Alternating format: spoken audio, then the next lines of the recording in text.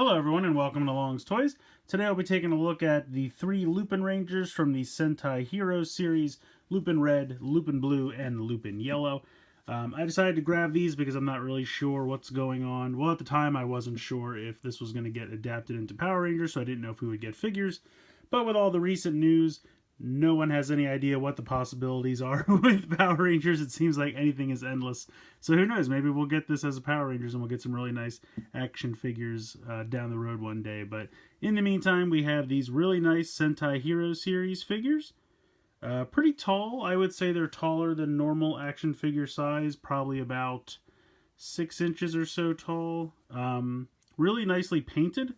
Not a ton of articulation, unfortunately. It looks like there's a seam here in the middle, but because of their capes, they do not rotate there at the middle. That is just a solid waist, no rotation there. But the arms do move up and down. You kind of get into a little bit of hindrance here with the cape, but if you force it, you can. I'm not going to, but you can force it all the way around if you desire. Nothing going on in the legs. But again, you have the nice red paint here to break up the black. Silver. Mine unfortunately has a couple flecks of paint, of silver paint here on the chest, but that's just mine. It's just a defect. Helmets look great. The costume, I love these costumes. I've always thought they look pretty outstanding. Next up is LupinBlue. Exact same articulation, just the arms. But, you know, the helmets look great. The capes, just the suits in general, I think look really fantastic. Even have some nice paint on the back of the helmet. And then we have LupinYellow.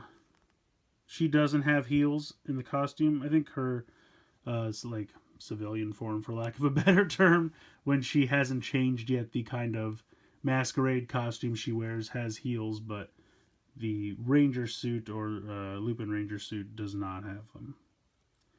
But again, love the colors. Love the designs, love the top hats as the visors. I think that's really fun. And then they have the V badge on their chests. Once again, just arms for articulation.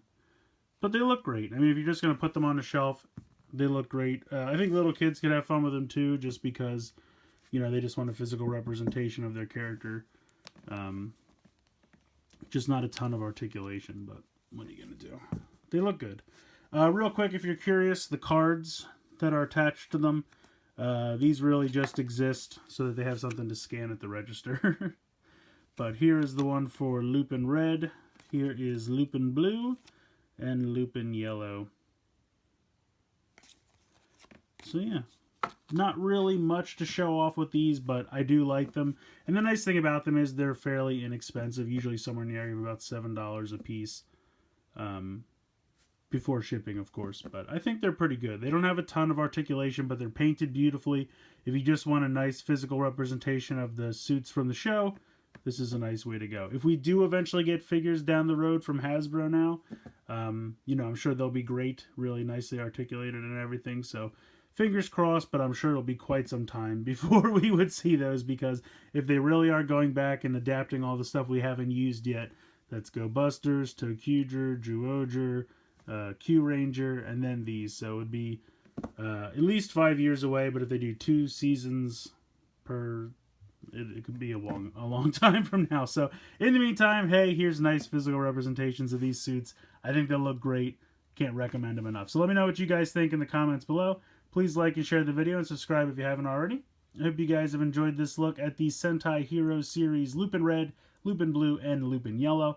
And as always, guys, thank you so much for watching.